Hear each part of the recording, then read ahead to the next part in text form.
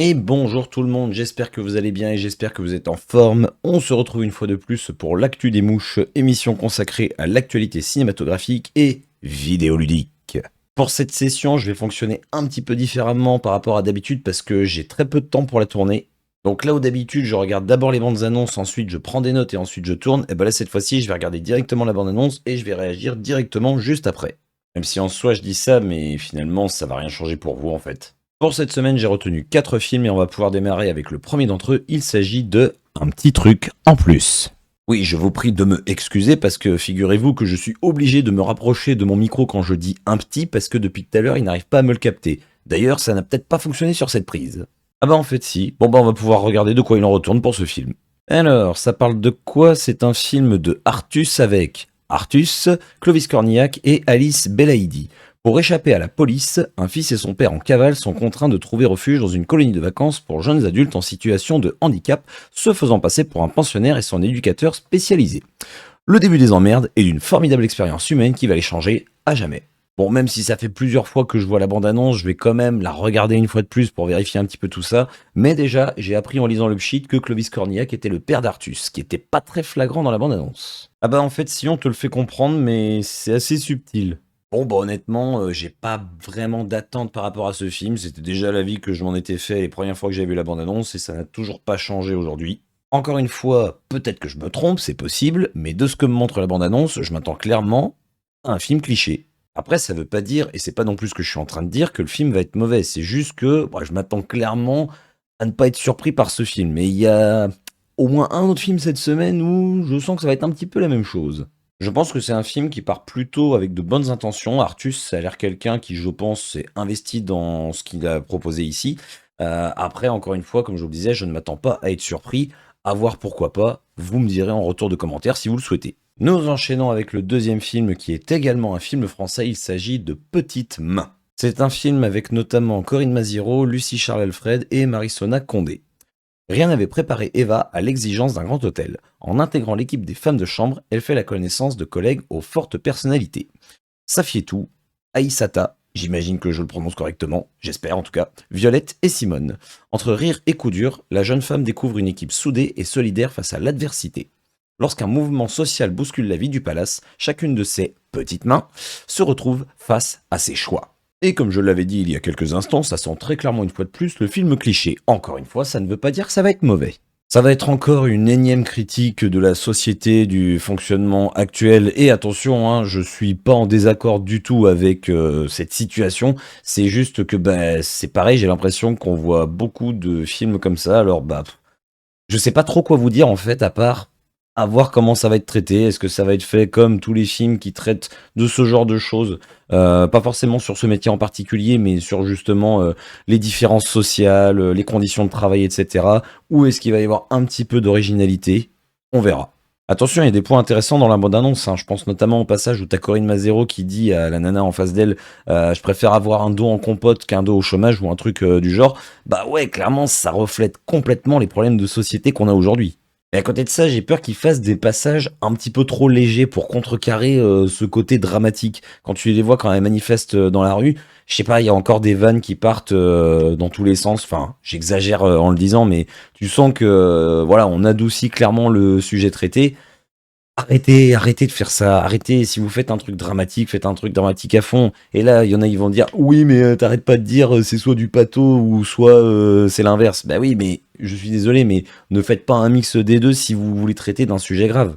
Après, attention, peut-être encore une fois que je me trompe et peut-être que la bande-annonce fait que moi ça me donne cette impression, mais que dans le film c'est complètement justifié et que justement ils en ont pas trop fait des caisses sur le côté léger. En tout cas, je vous le dis honnêtement, je l'espère tout simplement par rapport à la cohérence du scénario et pour que le spectateur y croit tout simplement. Parce que quand tu fais une critique d'un point qui est un problème de notre société, ce qui est important c'est quand même que les gens y croient. Donc, à voir. Nous enchaînons avec un film de Viggo Mortensen, il s'agit de Jusqu'au bout du monde.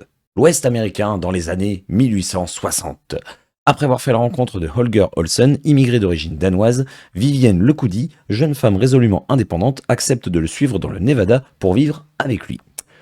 Mais lorsque la guerre de sécession éclate, Olsen décide de s'engager et Vivienne se retrouve seule. Elle doit désormais affronter Rudolf Schiller, je ne sais pas, le maire corrompu de la ville, et Alfred Jeffries, important propriétaire terrien. Il lui faut surtout résister aux avances plus qu'insistantes de Weston, ça fait beaucoup de monde tout ça, hein, le fils brutal et imprévisible d'Alfred. Quand Olsen rentre du front, Vivienne et lui ne sont plus les mêmes. Ils doivent réapprendre à se connaître pour s'accepter tels qu'ils sont devenus. Bon bah j'avais peur en lisant le pchit que ça dévoile beaucoup de points de l'intrigue et finalement je pense que non, ça résume à peu près le début. Enfin le début, le premier tiers on va dire. Ça faisait un moment que j'avais pas vu un western, le dernier que j'avais vu c'était Strange Way of Life avec Pedro Pascal et Ethan Hawke qui était sorti 2023, il me semble, si je dis pas de bêtises. Et au début de la bande-annonce, bah, je m'attendais à une comédie romantique, tout ce qu'il y a de plus classique, et en fait, pas du tout, ça part presque sur un thriller sur la deuxième partie de la bande-annonce. Même si oui, je suis d'accord, quand on lit le pchit, on sait déjà ce qui va nous attendre, mais quand tu regardes la bande-annonce, bah effectivement, le début, ça nous montre quelque chose d'un petit peu tranquille, à l'eau de rose, on va dire. Et par contre, effectivement, quand Viggo Mortensen revient du front, bah t'as effectivement, on dirait qu'il y a une cassure qui s'est produite dans le scénario. Donc je suis plutôt curieux de voir comment ils ont traité le sujet, comment ils ont traité les personnages, ça a l'air plutôt intéressant, enfin en tout cas pour ma part. Je sais pas pourquoi, mais la bande-annonce me fait penser un petit peu au film Brimstone qui était sorti vers 2015-2016 je crois, avec Guy Pearce et Dakota Fanning. Certainement le côté western un petit peu qui doit jouer, et également bah, cette espèce de triangle amoureux, enfin c'était très malsain et assez glauque dans Brimstone. Là ça a pas l'air à ce point, mais je sais pas, il y a quelque chose qui me fait penser à ça. Et personnellement, ça fait un petit moment que j'avais pas vu Viggo Mortensen à l'écran. J'ai pas regardé les Crimes du futur de David Cronenberg. La dernière fois que je l'ai vu, ça devait être dans Green Book si je dis pas de bêtises. Donc ça remonte un petit peu. Assez curieux de voir ce que ça peut donner. Et nous terminons avec le film que j'attendais le plus cette semaine. Il s'agit de The Fall Guy. C'est l'histoire d'un cascadeur. Et comme tous les cascadeurs, il se fait tirer dessus, exploser, écraser, jeter par les fenêtres et tombe toujours de plus en plus haut pour le plus grand plaisir du public. Après un accident qui a failli mettre fin à sa carrière, ce héros anonyme du cinéma va devoir retrouver une star portée disparue, déjouer un complot et tenter de reconquérir la femme de sa vie tout en bravant la mort tous les jours sur les plateaux. Que pourrait-il bien lui arriver de pire ? Alors, je viens tout juste de découvrir qu'il y avait une nouvelle bande-annonce qui était sortie il y a un mois, et ça me donne encore plus envie de le voir. Je reviens très rapidement sur le casting, j'en ai pas parlé, mais dedans il y a Ryan Gosling, il y a Emily Blunt et il y a Aaron Taylor Johnson, qui je pense n'a pas un très grand rôle dedans, mais franchement, ça a l'air absolument génial. Ça a l'air de partir dans tous les sens, il y a l'air d'avoir de l'humour, de l'action, des effets spéciaux dans tous les sens. Ça sent clairement le gros film d'action de l'année. Il y a Mad Max qui sort dans pas longtemps, certes, mais franchement, The Fall Guy, je pense que ça peut vraiment être la bonne surprise. Par contre, c'est bien ce qui me semblait, mais dans la bande-annonce, il n'y a rien qui te dit que le héros a failli arrêter sa carrière parce qu'il avait frôlé la mort. Donc, bah, j'espère que s'ils nous le mettent dans le pchit, on verra au moins cette séquence qui sera certainement une grosse cascade dans le film. Franchement, j'espère qu'ils nous ont pas mis toutes les séquences d'action, toutes les bonnes idées dans la bande-annonce, ce serait vraiment du gros gâchis. Le film, je crois, il dure assez longtemps, il dure plus de 2 heures, peut-être 2h30 si je dis pas de bêtises. À vérifier, je dis peut-être de la merde, mais en tout cas, moi, c'était très prometteur quand ça avait été annoncé, et là, avec la dernière bande-annonce qui est sortie, que je vous mettrai de ce côté-ci, excusez-moi, franchement, j'espère que je vais vous donner envie également d'aller voir ce film. Et c'est là où, en fait, en fin d'année, eh ben, il va être dans le flop 10, et puis ce sera vraiment la grosse désillusion. Bon, en vrai, j'espère pas, ce serait vraiment trop dommage. Dans tous les cas, film qui a l'air ultra ambitieux, avec en plus de ça un gros casting, donc autant vous dire que la hype, elle est ici. Bon bah, à l'image de ma semaine, j'ai pas eu beaucoup de temps là pour tourner cette partie ciné, donc moi je vais devoir retourner à mes occupations. Ça ne fera aucune différence pour vous, vu que ça va enchaîner, mais moi je vous retrouve plus tard pour la session jeux vidéo. Alors c'est un petit peu particulier parce que cette semaine c'est, comment dire, un petit peu le néant. Il y a que 4 jeux qui sortent et ils sortent tous le même jour, le 2 mai. Le premier d'entre eux est Great Houses of Calderia qui sort uniquement sur PC. Il s'agit d'un jeu de stratégie et de gestion qui semble, pour ma part en tout cas, assez complexe de prime abord quand je regarde la bande-annonce. Certainement que les habitués du genre diront « bah non, c'est tout ce qu'il y a de plus classique, voyons ». Mais moi personnellement, ça me dépasse un petit peu quand je vois tout ce qu'on nous montre dans le trailer. J'ai lu que ce jeu permettrait de créer des mods, par contre il y a un truc que je trouve un petit peu bizarre, c'est que c'est un jeu qui est annoncé comme étant uniquement solo. J'ai pas lu qu'il y ait la possibilité de jouer en online et je trouve ça assez étrange vu ce qu'on nous propose justement en termes de gameplay, en termes d'affrontement dans cette bande-annonce. À côté de ça, il a l'air d'avoir extrêmement beaucoup de contenu. Et oui, extrêmement beaucoup, ça se dit. Mais comme je vous le disais tout à l'heure, et vous le savez très bien, ce n'est pas mon style de jeu. Donc, je vous laisserai le soin de me faire un retour là-dessus. Nous enchaînons avec le jeu Indica qui sort à la fois sur PC, PS5 et Xbox Series. Alors là, j'ai rarement vu une bande-annonce aussi chelou. C'est un jeu à la fois d'aventure et de réflexion qui, selon ce que j'ai lu, se déroule dans une Russie alternative du 19e siècle. Apparemment, il y aura pas mal de puzzles à résoudre ainsi que pas mal de choix scénaristiques à faire. Et on y incarne, comme vous pouvez le constater dans la bande-annonce, une nonne qui s'appelle justement Indica, d'où le nom du jeu. Mais franchement, comme je vous le disais, vous le verrez peut-être en fonction de combien de temps ça va durer ce que j'ai à dire sur ce jeu, j'ai rarement vu un truc aussi chelou dans la mesure où on te vend un truc qui, de prime abord, a l'air assez sombre. Il y a toute une histoire justement autour de la religion, t'incarnes une nonne, et là d'un seul coup, tu te retrouves avec une espèce de... comme si t'avais une GoPro devant toi, c'est filmé de manière assez bizarre, et en plus de ça, vous n'avez pas le son, mais t'as l'impression, pas d'être dans une fête foraine, mais d'être dans un truc plutôt joyeux, ça colle pas du tout, je vous laisserai regarder la bande-annonce avec le son, mais ça a l'air de ne pas coller du tout. Donc tout ça mis bout à bout, ça laisse une impression extrêmement chelou, donc je serais même pas capable de vous dire si j'ai envie de me le prendre ou pas.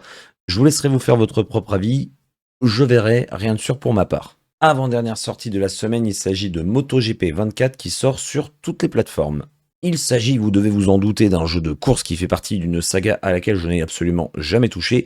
Le seul jeu de moto auquel j'ai joué, c'est le fameux Motor Racer 2 sur PlayStation 1. Ça parlera forcément aux vieux poussiéreux de mon genre, ça. Je peux donc difficilement émettre un avis sur ce que propose la bande-annonce, déjà parce qu'elle est extrêmement courte et qu'elle montre pas grand-chose. Mais pour les aficionados de la série, sachez que apparemment vous allez avoir le droit à un mode carrière un petit peu plus poussé et réaliste avec, de ce que j'ai pu lire, un système de pénalité qui a été remanié. Vous aurez également le droit à un nouveau mode multijoueur qui s'appelle le Live GP Championship. Alors je suis étonné qu'il y ait encore un mode multijoueur, une nouveauté dans un jeu de ce style, parce que je pense que ça fait quand même plusieurs années qu'il y a des modes online.